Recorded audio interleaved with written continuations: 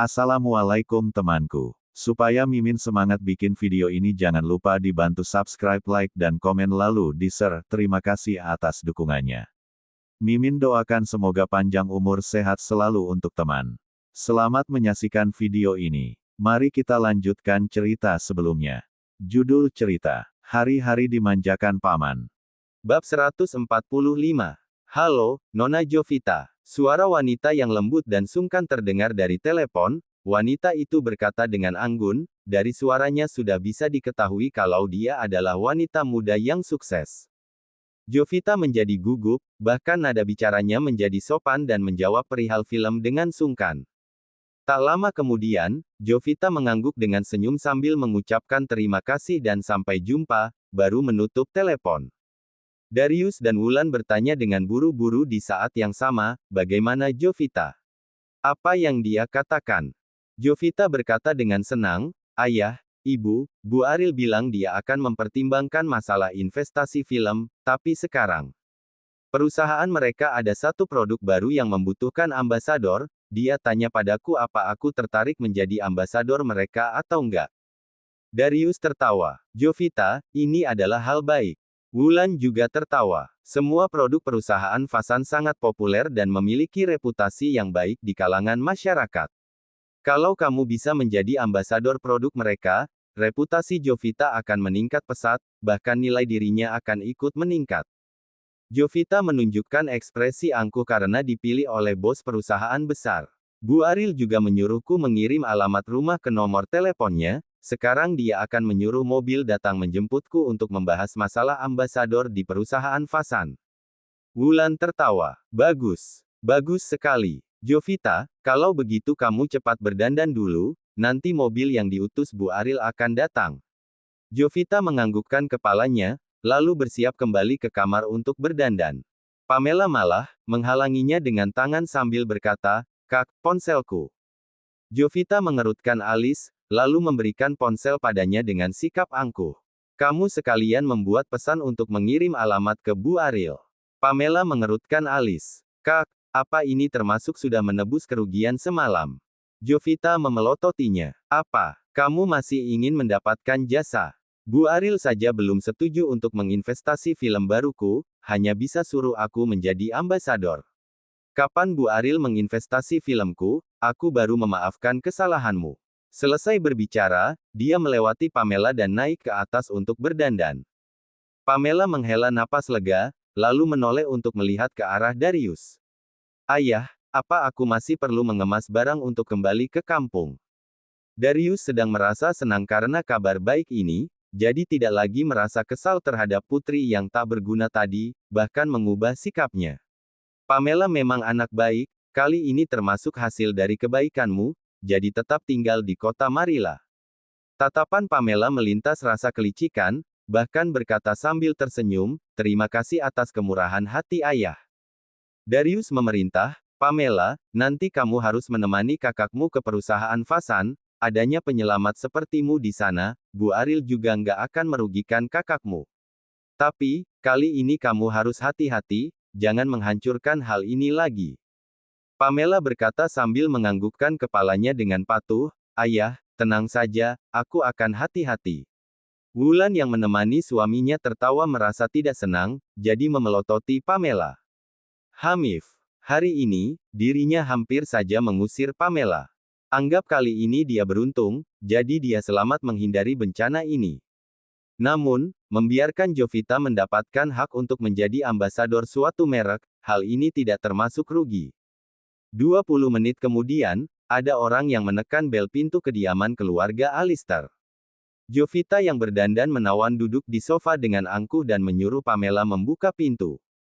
Pamela membuka pintu dengan patuh, setelah membuka pintu, sudah melihat Marlon yang mengenakan jas berdiri di luar. Bab 146. Marlon tersenyum sambil berkata dengan pelan, Bos, lama tak berjumpa, aku sangat merindukanmu.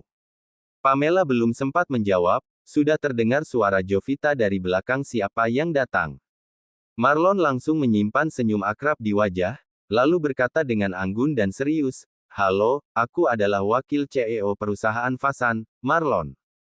Melihat pria tampan di luar, Jovita sudah melihat sampai bengong, ditambah dia dengar orang itu adalah wakil CEO perusahaan Fasan.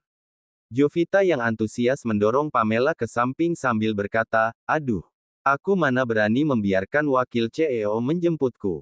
Marlon tersenyum. "Aku datang untuk menjemput penyelamat Bu Aril serta kakaknya penyelamat, jadi mana mungkin membiarkan orang biasa menjemput kalian." Setelah mendengar ini, ekspresi Jovita langsung berubah.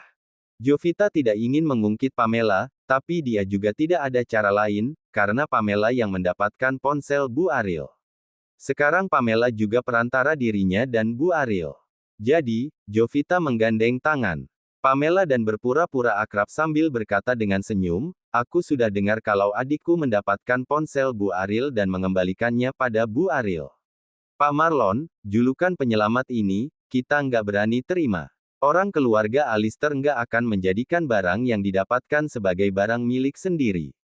Selain itu, orang tua kami sejak kecil mengajari kami untuk menjadi orang baik, jadi berbuat hal seperti itu adalah kewajiban kami." Saat ini, Darius dan Wulan juga keluar untuk melihat, kebetulan mendengar Jovita berkata seperti itu.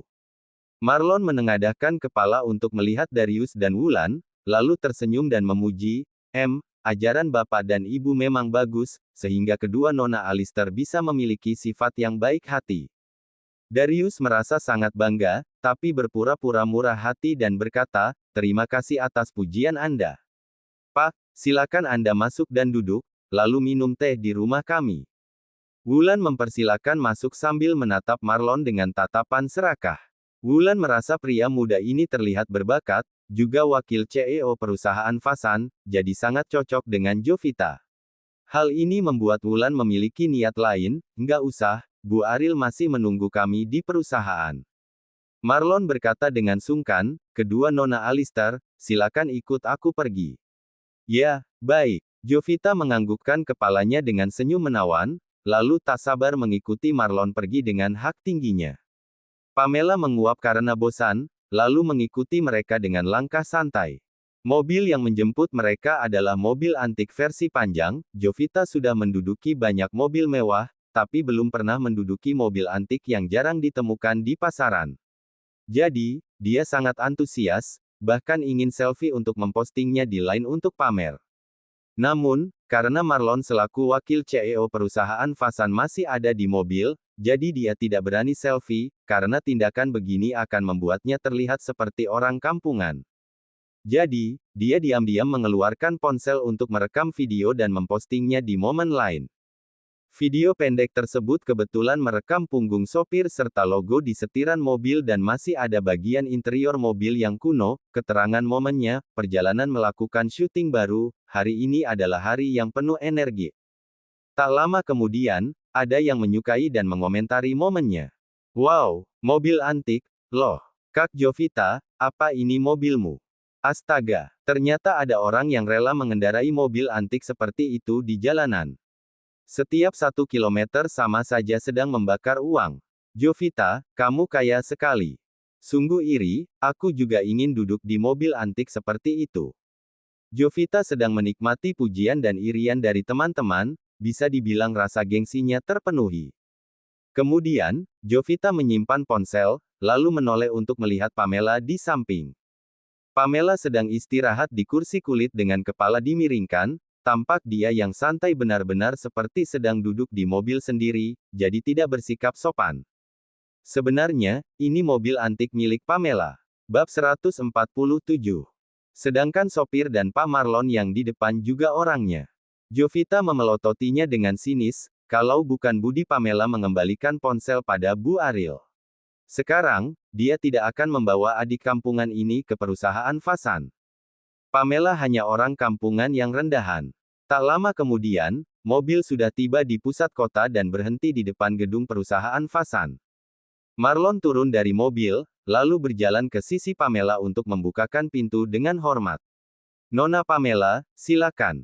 Pamela berdiri dan turun dari mobil tanpa ekspresi apapun, seperti sudah biasa dilayani seperti ini. Jovita tidak puas dengan perlakukan seperti ini, tapi merasa Pak Marlon dekat dengan pintu mobil Pamela, bukan memperlakukan Pamela dengan istimewa.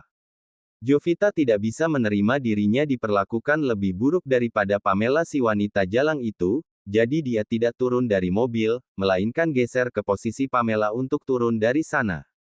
Hanya saja, sebelum dia turun, Marlon sudah menutup pintu. Akhirnya, Jovita membuka pintu dan keluar sendiri. Marlon membawa mereka berdua masuk ke gedung perusahaan Fasan, lalu masuk ke lift, baru datang ke kantor CEO perusahaan Fasan.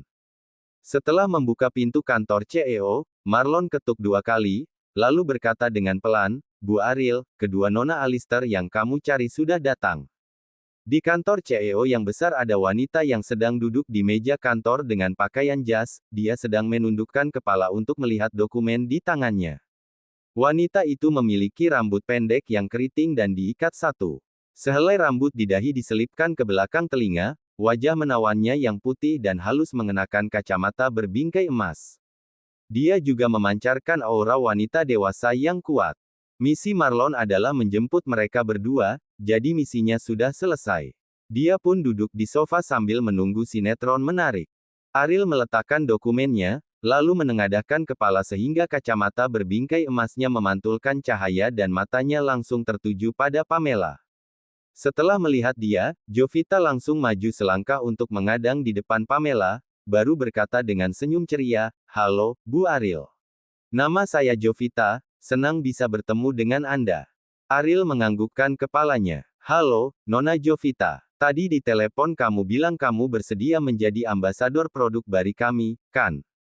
Jovita menjawab dengan senang, "Tentu saja. Bisa bekerja sama dengan perusahaan Fasan adalah kehormatanku." Ariel tersenyum dingin. "Ya, baiklah, sekarang aku akan menyuruh orang untuk membawamu melihat produk baru kami. Sebelum menjadi ambasador kami, kamu harus memahami produk kami dulu." "Baiklah." Jovita merasa tidak dihormati, mereka baru masuk, tetapi sudah disuruh keluar lagi sebelum duduk. Jovita merasa Bu Ariel ini tidak sesungkan ketika dia menelepon dirinya. Tak lama kemudian, sekretaris masuk dan membawa Jovita pergi melihat produk. Saat Jovita dan sekretaris berjalan sampai depan kantor, dia menoleh, baru menyadari kalau Pamela tidak mengikutinya, bahkan duduk di sana. Jovita berkata dengan tak senang, "Pamela, ngapain kamu duduk di sana? Ayo ikut aku." Ariel malah berkata, "Enggak usah, biarkan Nona Pamela di sini saja, aku mau mengatakan sesuatu padanya." Jovita tercengang, bahkan merasa tidak senang. Bu Ariel, meskipun dia adalah adikku, dia juga asistenku, kalau dia nggak ikut aku nggak akan terbiasa." Ekspresi Ariel tidak berubah, tapi sepertinya nada bicaranya makin dingin. "Kamu tenang saja, orang di perusahaan kami akan mewakili asistenmu untuk menjagamu dengan baik." Baiklah." Jovita tidak bisa berkata apa-apa lagi, hanya merasa penasaran kenapa Bu Ariel membiarkan Pamela tetap di sini, apa yang ingin dia katakan pada Pamela. Namun, Jovita tidak punya alasan untuk mendengar pembicaraan mereka. Setelah dipikir, pasti karena dia ingin mengucapkan terima kasih pada Pamela karena sudah mengembalikan ponselnya. Kalau tidak, apa lagi yang bisa dikatakan dengan wanita kampung sepertinya? Meski Jovita tidak senang, dia hanya bisa ikut sekretaris itu keluar. Di dalam kantor tidak ada orang lain, jadi Ariel segera berdiri untuk berjalan ke belakang meja kerja, lalu memijat bahu Pamela secara alami. "Bos, akhirnya Anda ada waktu datang ke perusahaan untuk melihat-lihat." Bab 148.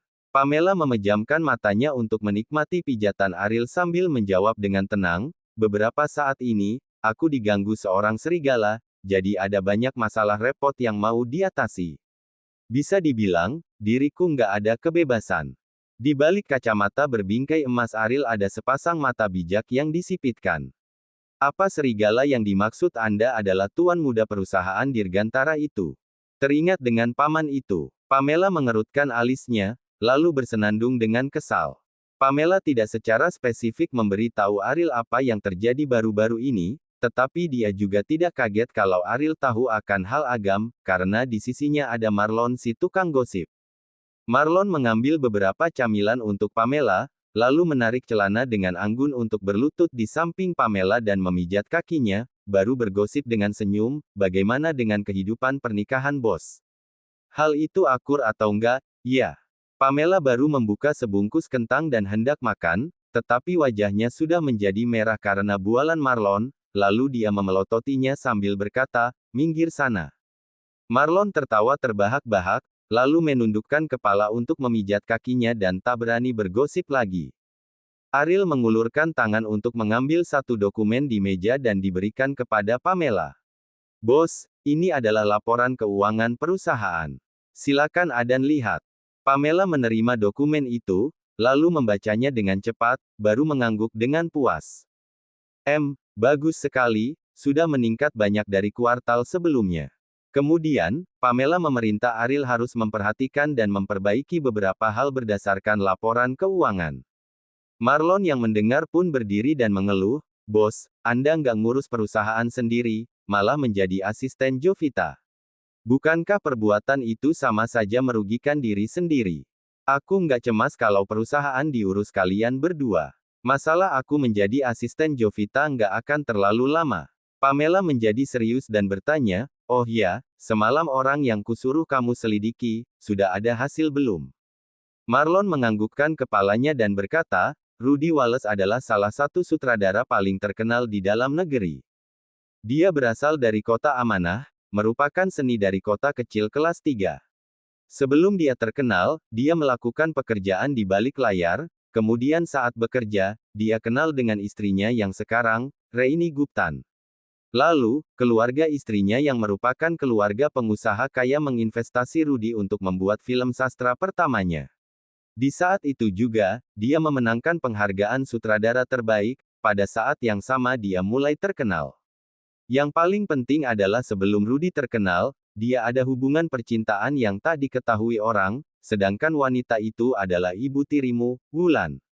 Mereka berdua pernah tinggal bersama selama 2 tahun, kemudian mereka putus karena Wulan sudah ada pasangan baru. Selain itu, aku masih berhasil memeriksa satu hal. Beberapa saat lalu, Wulan pergi ke rumah sakit swasta untuk melakukan tes DNA, bahkan menggunakan 200 juta untuk menyuap kepala rumah sakit dan membuat hasil DNA palsu. Dia menyuruh rumah sakit mengganti hasil pemeriksaan nggak ada kaitan darah menjadi hubungan ayah dan putri kandung. Sementara orang dari hasil pemeriksaan DNA itu adalah Rudy dan Jovita. Setelah mendengar sampai sini, Pamela tersenyum. Tak heran Rudy yang sangat angkuh begitu perhatian pada Jovita yang memiliki akting jelek. Ternyata Rudy mengira Jovita adalah putri kandungnya. Inilah hal tak bermoral yang dilakukan Wulan si wanita tua itu. Mengkhianati ayahnya, juga membiarkan mantan pacarnya mendadak menjadi ayah. Namun, masalah sudah diperiksa jelas, jadi hal berikutnya akan mudah diatasi. Ariel secara pribadi membuat kopi untuk Pamela. "Bos, beberapa saat ini ada pesanan konstruksi, mereka minta mau didesain olehmu, apa kamu mau menerima?" Pamela menerima kopi itu, lalu menyesap kopi dengan santai, baru bertanya, "Pesanan apa?" Ariel memegang kacamata berbingkai emas, lalu berkata dengan jujur, "Mendesain bangunan baru perusahaan Dirgantara." Pamela terdiam. Setelah mendengar kata perusahaan Dirgantara, kopi di mulut menjadi tak enak. Ariel berkata lebih rinci lagi, "Bos, karena perluasan wilayah perencanaan kota, pusat kota telah berpindah ke utara. Gedung perusahaan Dirgantara yang awalnya di pusat kota kini menjadi bangunan di luar kota, jadi perusahaan Dirgantara mau membangun gedung perusahaan barunya di pusat kota, pesanan ini ada kaitan dengan agam." Pamela tidak lagi ragu, nggak terima. "Tapi, bos, biaya desain perusahaan Dirgantara senilai ini." Marlon di samping mengulurkan 2 jarinya dan membuat huruf T dengan tangan, 2 triliun. Pamela hampir saja tersedak kopi. Bab 149. Perusahaan Dirgantara yang berinisiatif mencari kami untuk membahas pesanan ini.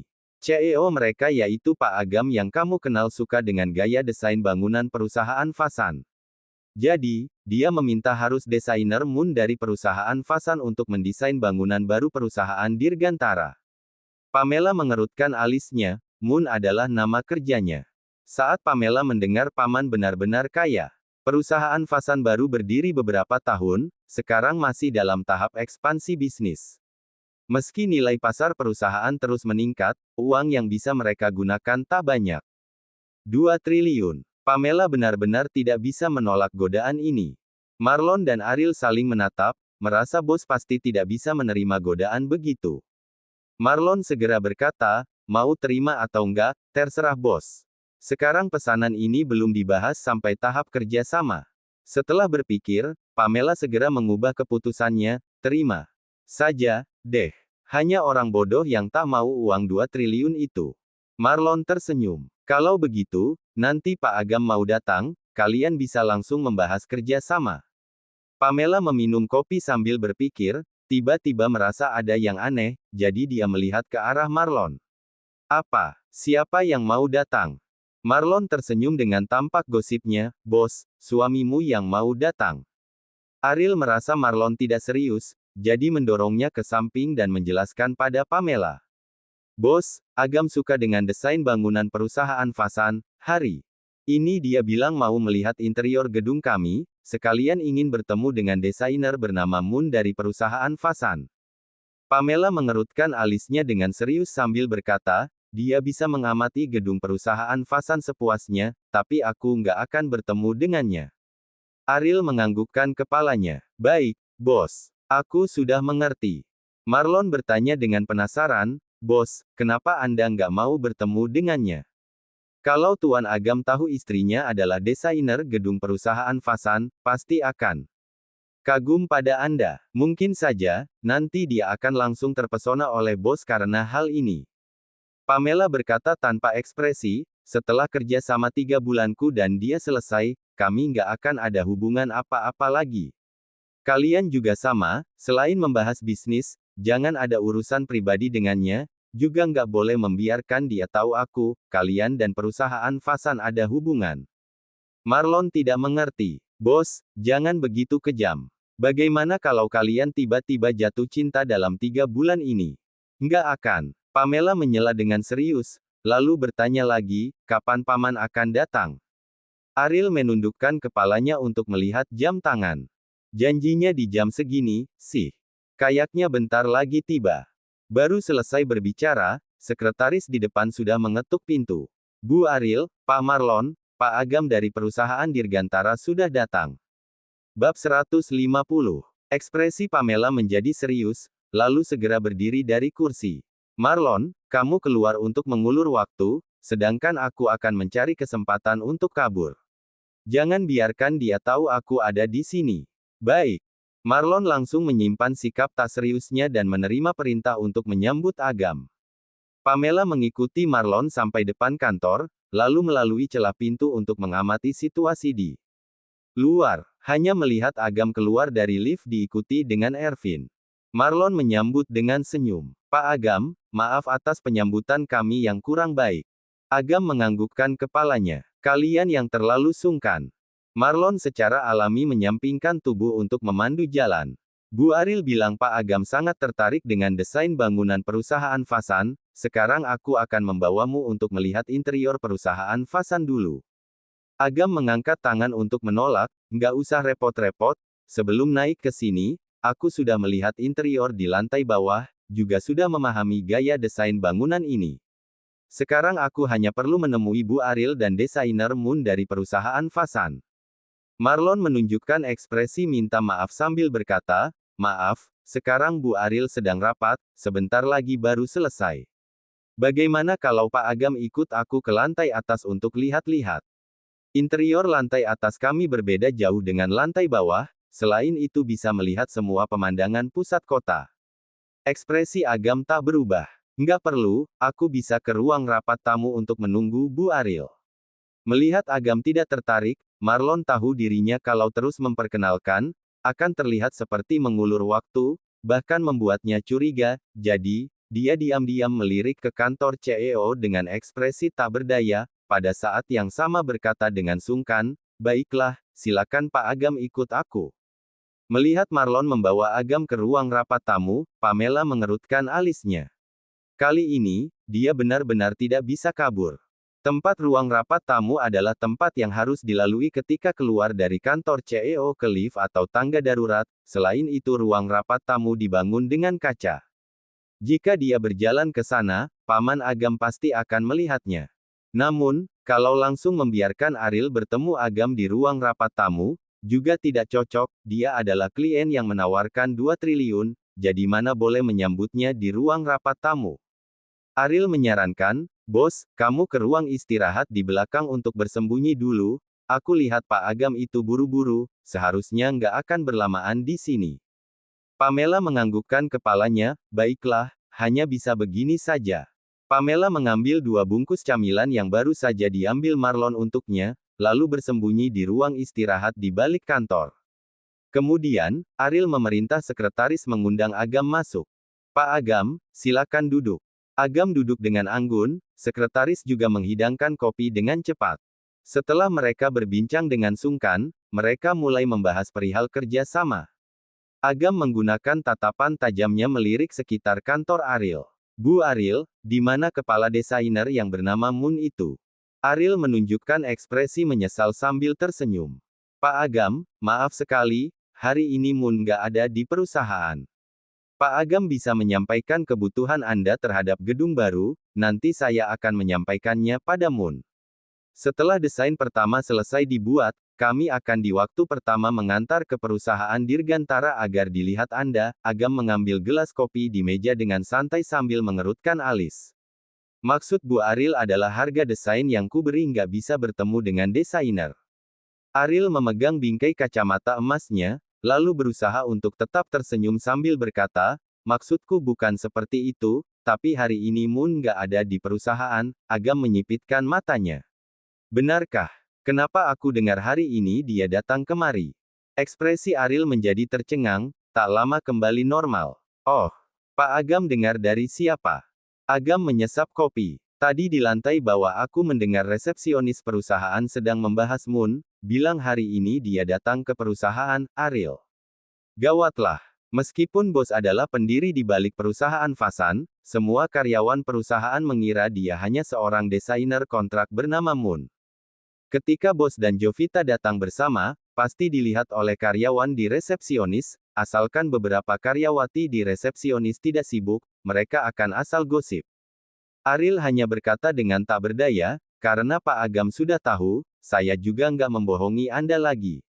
Hari ini, Moon memang datang ke perusahaan, tapi sekarang dia ada masalah, jadi nggak bisa bertemu dengan klien. Harap Pak Agam bisa maklum." Tatapan Agam menjadi dingin. "Beri aku satu alasan." Bab 151. Ariel berkata, "Ini termasuk hal pribadi desainer, jadi saya nggak bisa mengatakannya." Agam tersenyum dengan dingin. Tampaknya perusahaan Fasan nggak berniat menerima pesanan perusahaan Dirgantara, kalau begitu nggak usah dipaksa. Selesai berbicara, Agam meletakkan kopinya, lalu berdiri. Percakapan mereka didengar jelas oleh Pamela yang di ruang istirahat. Nada bicara Agam sudah terdengar tak senang, dia juga tahu kalau Agam tidak punya kesabaran. Yang lebih, hari ini kalau dia pergi, pesanan 2 triliun akan melayang. Ketika sedang berpikir, Pamela tiba-tiba melihat di pojok ruang istirahat terletak setumpuk mesin yang dibeli oleh Marlon, di antara mesin itu ada masker anti racun. "Pak Agam, tunggu dulu." Agam yang sudah mau keluar tiba-tiba berhenti melangkah begitu mendengar suara itu, lalu pelan-pelan menoleh dengan mata yang disipitkan. Setelah mendengar suara itu, Ariel menoleh dengan kaget. Penampilan bos. Pamela mengganti baju Ariel di ruang istirahat, juga mengenakan masker anti racun keluar dari ruang istirahat, dia berjalan ke arah Agam, sambil mencubit tenggorokannya untuk berkata, "Pak Agam, aku adalah Moon yang ingin kamu temui." Agam mengerutkan alisnya sambil melihatnya dengan ragu. Ervin yang di samping terlihat kaget, untuk apa desainer Moon berpenampilan seperti ini? Apakah Agam beracun? Pamela menjelaskan, "Maaf, Pak Agam. Karena beberapa saat ini aku mengalami alergi kulit yang parah, bahkan ada bisul, aku takut akan mengagetkan orang, jadi hanya bisa keluar dengan penampilan begini. Bu Ariel sudah bilang kalau aku nggak bisa bertemu klien, alasannya karena ini. Apa Pak Agam keberatan membahas kerja sama dengan penampilanku yang seperti ini?" Agam menganggukkan kepalanya sambil berkata dengan tenang, "Enggak kok, aku nggak tertarik dengan wajah desainer." Pamela memberi hormat dengan sopan. "Terima kasih atas pengertian Pak Agam.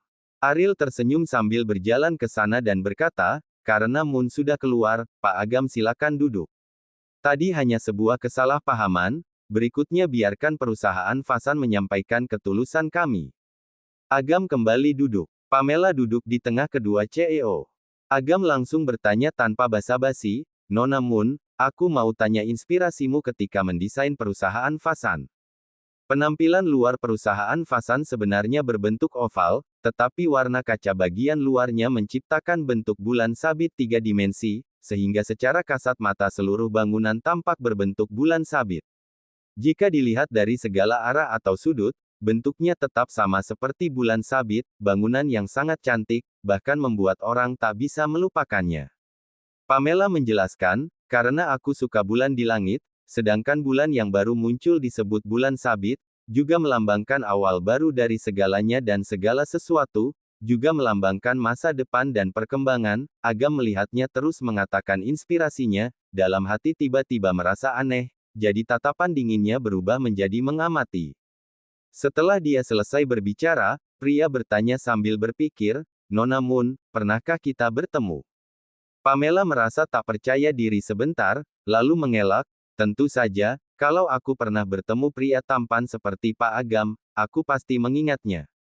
Agam menatap mata di balik master anti racun, merasa mata itu sangat familiar. Pamela yang ditatapnya pun panik, jadi segera menyela, apa Pak Agam ada pemikiran terhadap desain gedung baru perusahaan Dirgantara?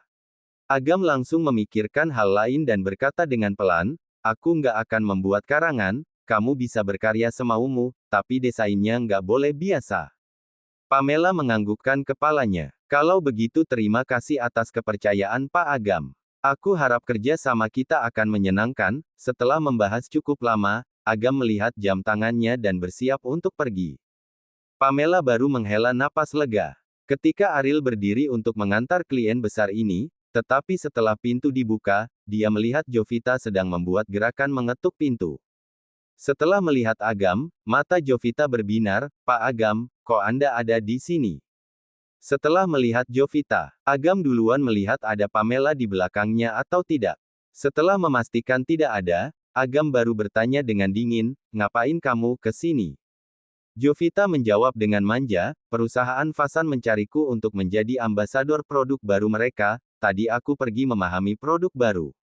Tapi asistenku ditinggalkan di kantor Bu Ariel untuk disampaikan beberapa hal, jadi aku kembali untuk mencarinya.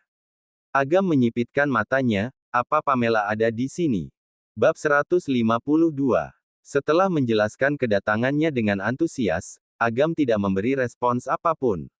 Sikap ini membuat senyum di wajah Jovita menjadi kaku. Wajah Agam yang ganteng menjadi dingin, bahkan membuat orang merasa takut.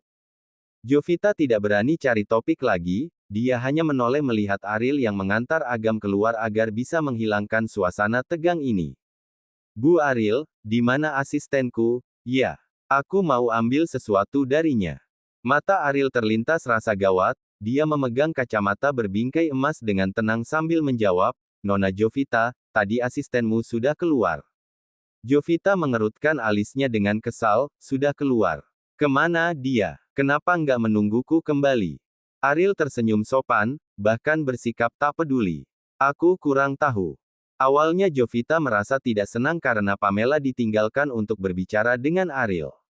Sekarang dia mengetahui kalau wanita jalang itu pergi duluan tanpa memberitahu dirinya, hal ini membuatnya sangat tidak senang.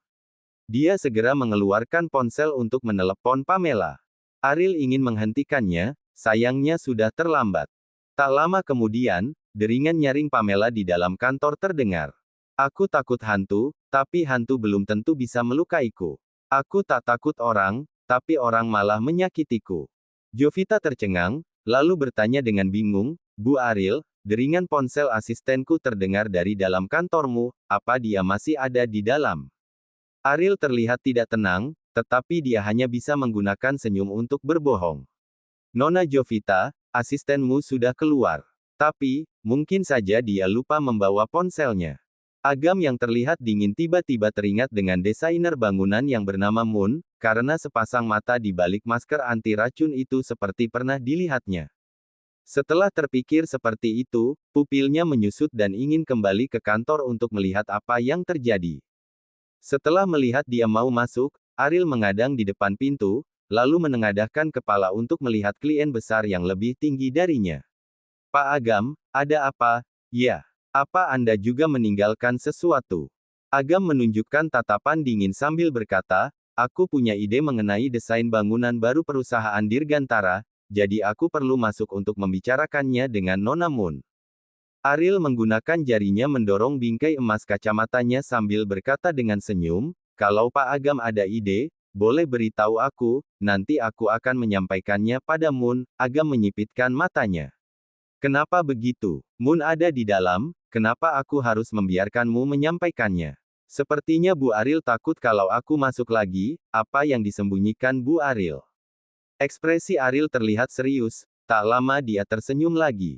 Pak Agam sudah salah paham, apa yang bisa kututupi? Hanya saja, Moon adalah desainer terbaik perusahaan kami, Anda juga tahu kalau dia sedang mengalami alergi yang parah. Dokter terus memperingatinya untuk banyak istirahat, jangan terlalu lelah. Kalau dia jatuh sakit, nggak hanya pesanan Pak Agam yang tak terselesaikan, bahkan perusahaan Fasan akan kehilangan desainer terbaik. Jadi, sebagai bos yang prihatin pada karyawati, aku harap saat ini Moon bisa banyak istirahat, sebaiknya jangan mengganggunya lagi. Agam tidak peduli, dia harus masuk tanpa negosiasi. Aku hanya bertanya satu hal pada Moon, nggak akan mengganggunya terlalu lama, tolong Bu Ariel minggir. Tatapan Agam terlihat tidak sabar, dia tidak langsung masuk karena masih ada etika yang baik. Ariel mengerutkan alis dan terus mengadang pintu. Pak Agam, tolong Anda. Di sini masih bersikeras mengadang, tiba-tiba terdengar suara Pamela yang keras. Kak Jovita, aku ada di sini. Setelah mendengar suara Pamela, Agam dan Ariel yang tadinya meributkan soal masuk pun menolehkan kepala. Pamela keluar dari koridor sisi kiri kantor dengan santai, bahkan sambil jalan sambil menguap. Wakil CEO Marlon dari perusahaan Fasan berjalan di sampingnya dengan santai. Cerita bersambung.